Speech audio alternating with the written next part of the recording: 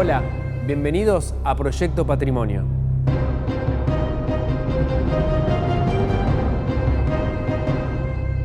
Nuestro trabajo es hacer un relevamiento de algunas ciudades de Sudamérica que se distinguen por tener una identidad muy definida. Entendemos a la ciudad como una estructura donde cada elemento se transforma en una pieza clave en la puesta en marcha del sistema. Las obras patrimoniales, con sus rasgos únicos, son también la ciudad que las vio nacer.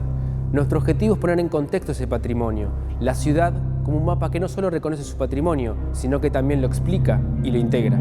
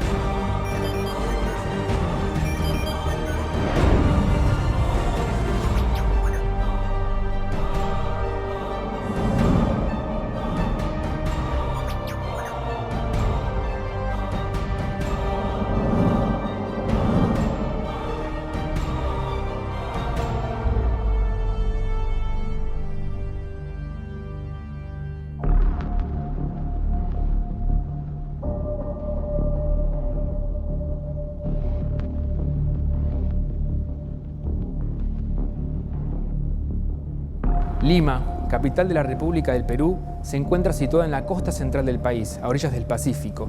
Está flanqueada por un gran desierto costero y se extiende sobre el río Rímac. La primera comunidad organizada de esta región perteneció a la cultura Ichma, que dominó los valles entre los años 900 y 1470 de nuestra era, hasta la llegada de los incas, cuando fueron incorporados al imperio. En 1532, los españoles y sus aliados indígenas, miembros de las etnias sometidas por los incas, bajo el mando de Francisco Pizarro, tomaron como prisionero Atahualpa, el último soberano inca, y consideraron estratégica la locación para la construcción de una ciudad-puerto.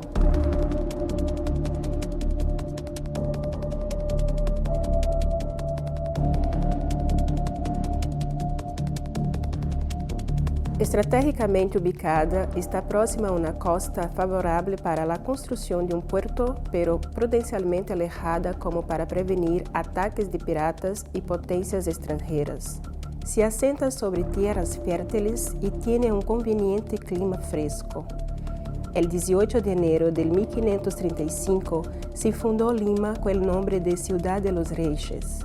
Lo que Pizarro no supo contemplar era la bravura de la tierra que estaba conquistando. Una vez dominada el Inca, lo que el español tardaría siglos en domar sería la furia de los terremotos del sitio elegido.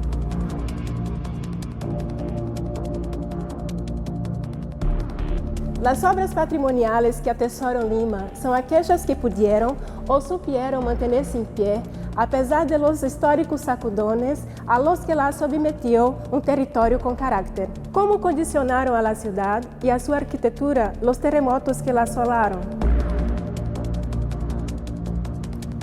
Si bien a priori se distinguen los rasgos de los estilos impuestos por la colonia traídos de Europa, la observación más aguda y detallada de los mismos nos permite observar particularidades que hacen a una forma constructiva que tuvo que adecuarse, acomodarse, a la inestabilidad del solar donde se disponían.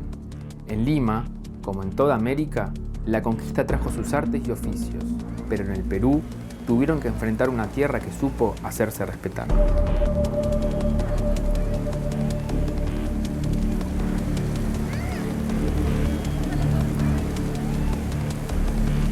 ¿Cuánto de español, cuánto del periodo colonial queda en los monumentos que rodean la Plaza de Armas? Muy poco. De hecho, un solo edificio, el que está detrás mío, la Catedral Metropolitana de Lima.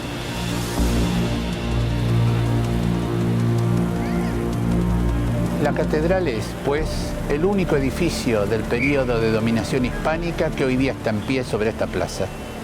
Ese fue el sitio designado desde la fundación para la iglesia matriz de la ciudad. Mejor dicho, en ese sitio se fueron sucediendo, superponiendo las diversas iglesias matrices hasta llegar a la magnífica catedral que hoy vemos. Pero las iglesias matrices que se sucedieron desde mediados del siglo XVI, después de la fundación, fueron dejando lugar a templos de mayor esplendor. A medida que la ciudad iba cobrando importancia como capital del Virreinato del Perú y al mismo tiempo, a medida que era necesario reconstruir las iglesias abatidas por terremotos permanentes que asolaban la ciudad y la región. La fábrica de la catedral, tal como la conocemos, no va a estar lista entonces hasta inicios del siglo XVII, aproximadamente 1620-1622. Y solo se completará a fines del siglo XVIII, en 1790 aproximadamente, cuando se completen y se terminen las dos torres que le dan carácter a la fachada.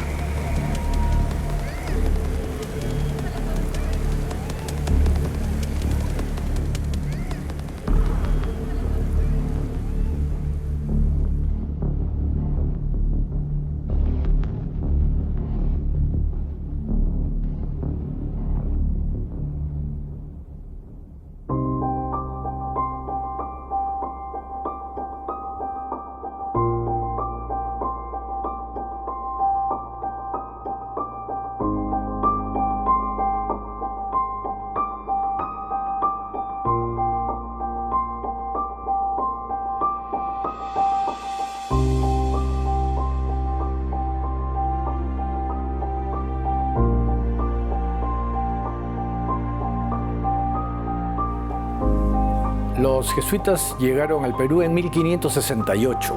El templo actual, que se llama Iglesia de San Pedro, hoy se llama así, en realidad era la iglesia del Colegio Máximo de San Pablo.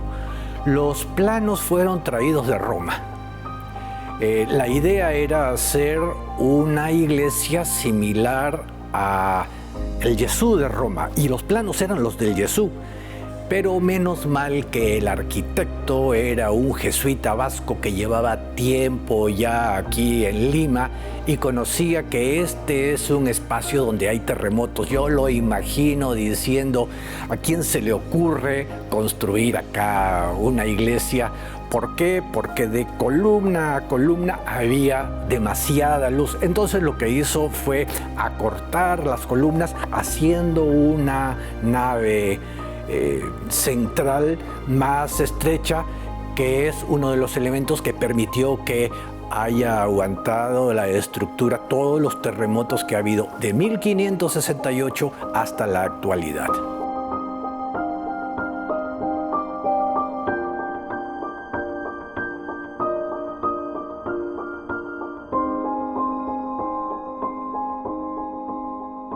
Durante el siguiente siglo, Lima prosperó como el centro de una extensa red comercial que integraba el Virreinato del Perú con el resto de las posesiones españolas en América, Europa y Asia Oriental. Pero la ciudad no estuvo libre de peligros. Violentos terremotos destruyen gran parte de ella entre los años 1586 y 1687, lo que va a suscitar el auge de una gran actividad constructiva. Es entonces que aparecen tajamares, muros de contención para los ríos y acueductos. Se termina el puente sobre el Rímac, se levanta la catedral y se construyen numerosos hospitales, conventos y monasterios.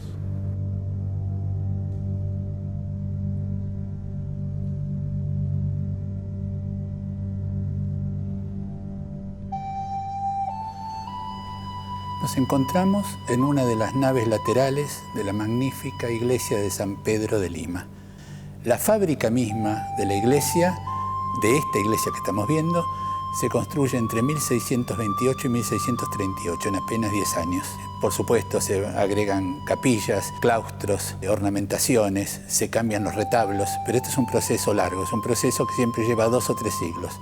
Esta iglesia no nace en 1628, como sucede en otros templos de la ciudad de Lima, una ciudad sometida a permanentes terremotos.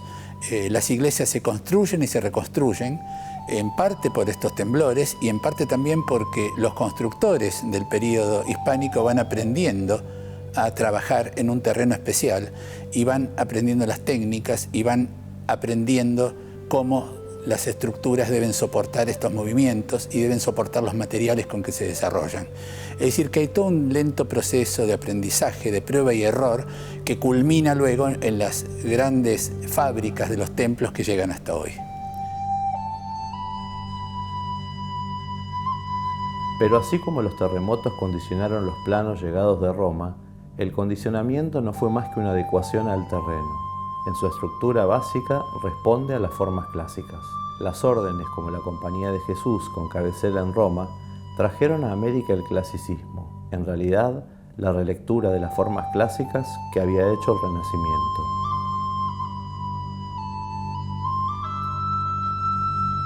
Bueno, las características básicas de la arquitectura es típicamente renacentista. Tú entras en la iglesia y ves un orden, en realidad es el fruto de una racionalidad. Todo es proporcionado y realmente impresiona como templo. Pero la ornamentación en las dos naves laterales nos hace encontrar con una realidad que es completamente distinta. ¿Por qué? Porque están los dos conjuntos barrocos.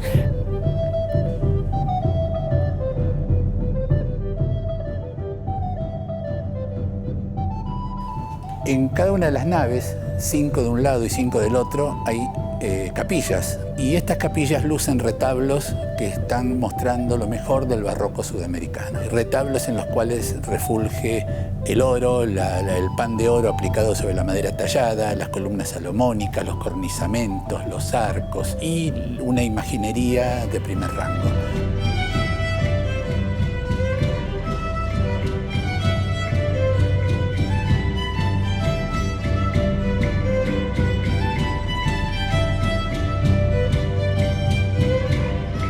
¿Qué es lo que nos está mostrando acá el barroco? El esplendor y la sumatoria de las artes.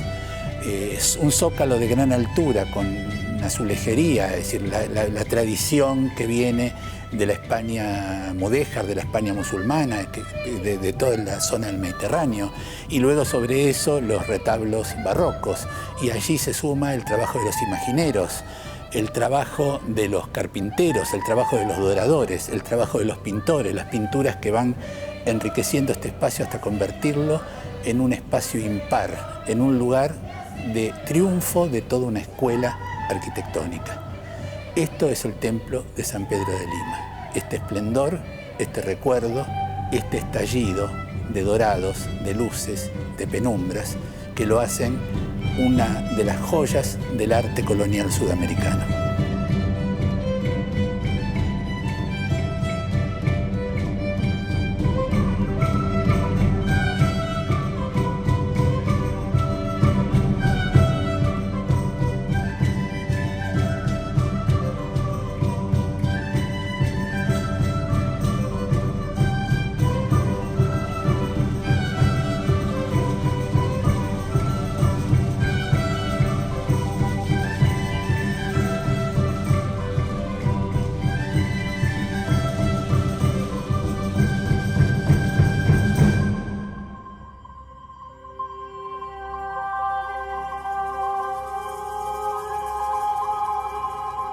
La arquitectura adecuada a una tierra propensa a fuertes sacudidas y una estructura renacentista venida de la Europa del clasicismo se entremezclan con otra influencia de rasgos bien marcados, porque finalmente el conquistador era español, venido de aquella tierra, que también fuera conquistada.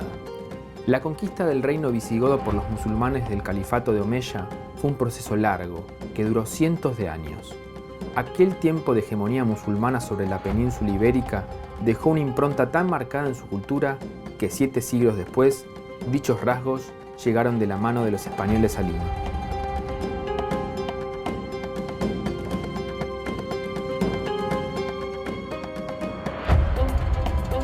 Mudéjar es un término que deriva de un vocablo árabe que significa doméstico o domesticado.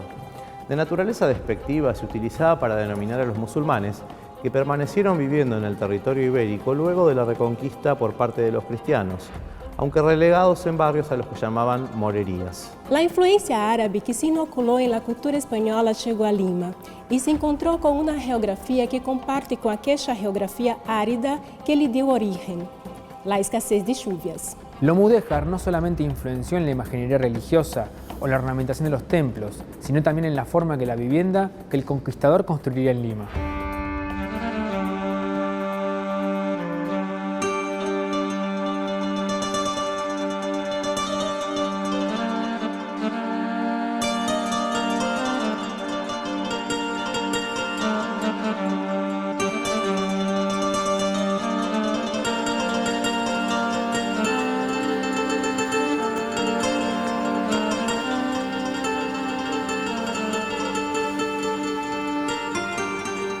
Nos encontramos en el patio de un palacio árabe o de un palacio en el sur de España, en Andalucía, un patio sevillano, o algo de las alusiones de este arco que está detrás mío refieren a un oriente todavía más lejano.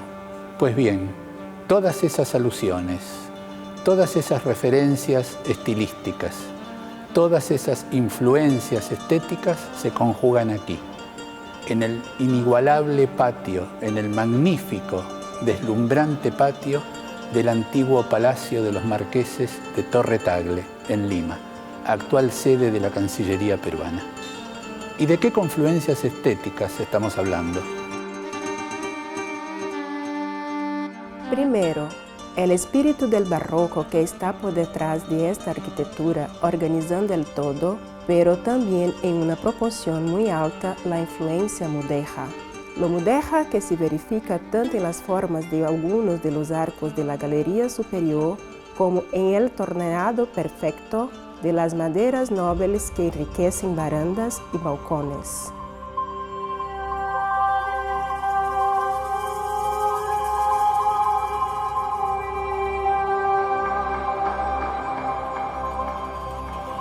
Estamos en la sala alta del segundo nivel del Palacio Torre Tagle. Se puede apreciar en las paredes interiores la decoración de azulejos en el zócalo alto. Bueno, en realidad las casas virreinales iniciales básicamente se formaban por las crujías que iban formando los ambientes de estas casas. Se cree siempre que se partía de un patio principal y se formaban las habitaciones alrededor de este patio, pero realmente no es así. Primero eran las crujías y dependiendo del número de crujías que se iban aumentando en la casa es que se formaba el patio. Por eso inicialmente una casa podía tener solamente una crujía de fachada con los aposentos, con los ambientes. Posteriormente podía crecer una crujía perpendicular a esa frontal y en realidad no había como una especie de patio abierto, ¿no? Va evolucionando, digamos, la conformación al momento que se comienzan a aumentar las crujías. Siempre, en general, se da un ingreso, que es un zaguán. Seguidamente del zaguán, el patio, diferentes ambientes al interior de estas crujías, portadas muy pocas al interior. Este es un caso especial. La portada que se encuentra en el vano de la escalera es un elemento bastante característico para esta casa porque no es una cosa usual.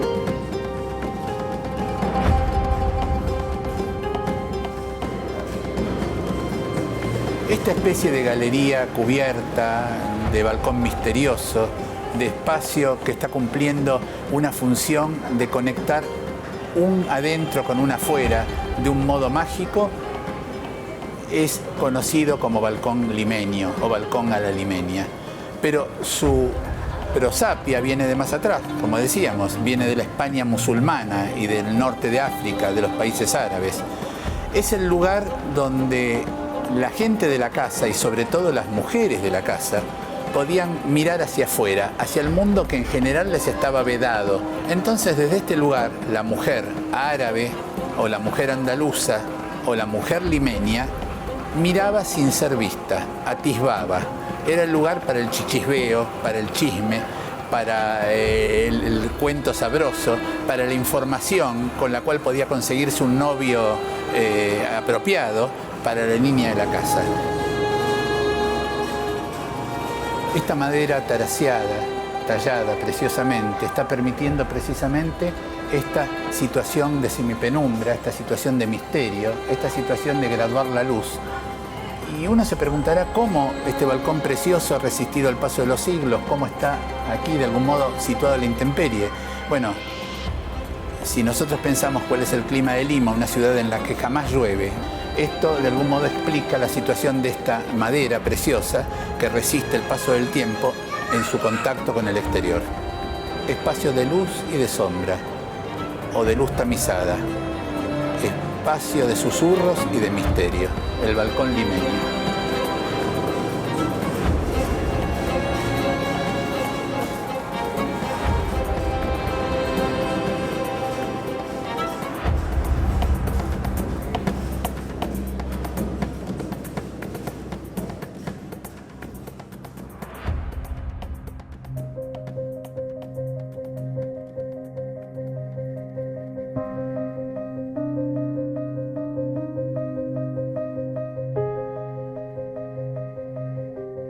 Lima se convirtió en una ciudad próspera, capital del virreinato más poderoso de la región. Su capacidad de comerciar y proveerse de materiales no solo se restringió a la relación con España, sino a otras regiones del continente conquistado.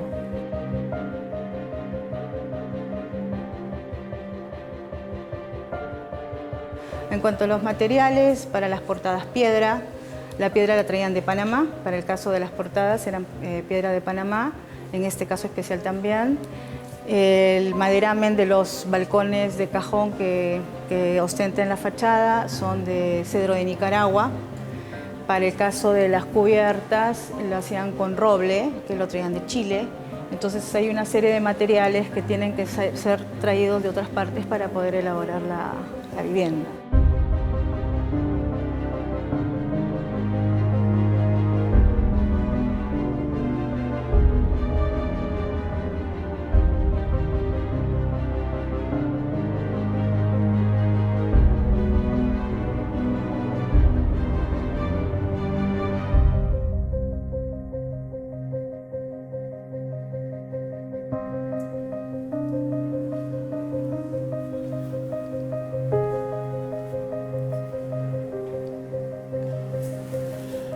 El patio es, sin duda, el corazón palpitante de la casa hispanoamericana.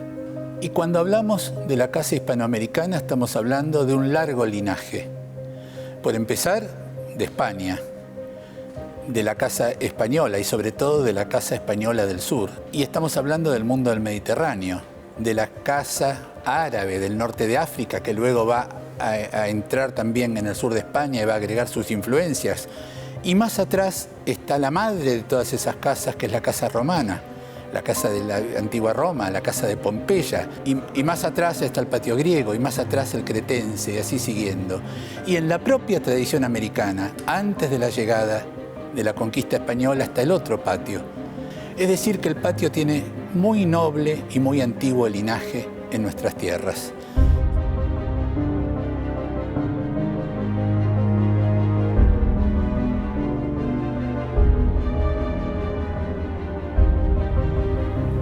Como sucedía en general en todas las grandes casas bajo la dominación hispánica, en todas las grandes casas coloniales, desde el Virreinato de México al Virreinato del Perú y luego al Virreinato del Río de la Plata, la casa de patios tenía toda una fórmula espacial y los patios cumplían un rol determinado dentro de esa fórmula.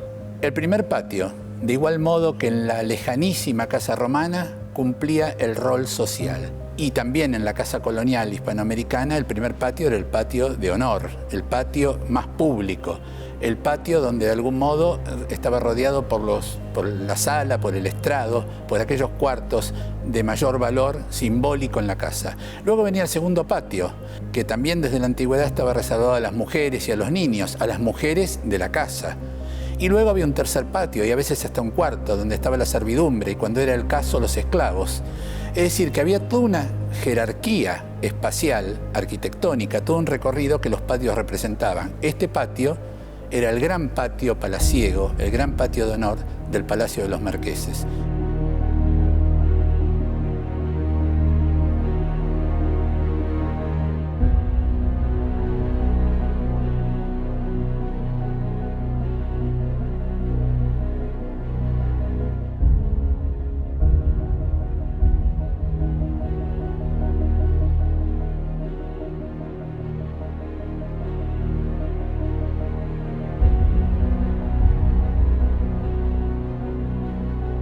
Designada por la ausencia de lluvias, por el carácter de una tierra temblorosa y poblada desde el origen de los tiempos, conquistada y vuelta a conquistar, la Lima colonial, esplendorosa y orgullosa, protege a aquellos testigos que muestran una identidad mestiza, clásica, mora y española, pero sobre todo americana.